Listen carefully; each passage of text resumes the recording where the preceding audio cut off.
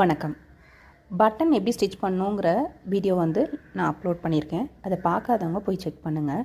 அதே வீடியோவில் பட்டன் ஹோலுக்கு எப்படி மார்க்கிங் பண்ணணும் அப்படிங்கிறதையும் போட்டிருக்கேன். இந்த மாதிரி மார்க் பண்ணி எடுத்த இடத்துல சிசர் வச்சு அந்த ஹோலை கட் பண்ணிக்கணும். இந்த 2 மார்க்குக்கு இடையில இருக்கிற அந்த லென்த்தை வந்து இந்த மாதிரி சிசர் வச்சு கரெக்டாக அந்த மார்க்குக்குள்ளே மட்டும் கட் பண்ணிக்கிட்டோம் அப்படின்னா இந்த பட்டன் வந்து அதுக்குள்ளே கரெக்டாக ஃபிக்ஸ் ஆகும்.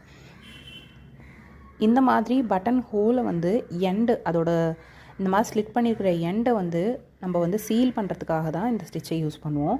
இது வேறு ஒன்றும் இல்லை, ஆல்ரெடி நம்ம பிளாங்கெட் ஸ்டிச் அப்படின்னு சொல்லிட்டு அப்லோட் பண்ணியிருப்போம். அந்த பிளாங்கெட் ஸ்டிச் இதுக்கு பட்டன் ஹோல் ஸ்டிச்சுன்னு சொல்லிட்டு இன்னொரு நேம் இருக்குது.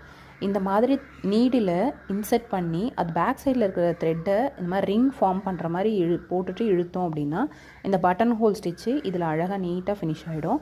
இது ரொம்ப நல்லா நெருக்கமாகவும் போடலாம், இந்த மாதிரி கொஞ்சம் தள்ளியும் நம்ம இந்த பிளாங்கெட் ஸ்டிச்சை போடலாம். இந்த மாதிரி போடும்போது அந்த கட் பண்ணியிருக்க அந்த ஸ்லிட்லேருந்து த்ரெட்டு வெளியில் வராமல் சீல் ஆகி கரெக்டாக உங்களுக்கு பட்டன் ஹோல் வந்து நீட் ஃபினிஷிங்கில் வரும். இந்த மாதிரியான டெய்லரிங்கில் ரொம்ப பேசிக்கான சின்ன விஷயங்கள் தெரிஞ்சுக்கணும் அப்படின்னா இந்த சேனலை சப்ஸ்கிரைப் பண்ணி நோட்டிஃபிகேஷன் ஆன் பண்ணிக்கோங்க. Thank you so much.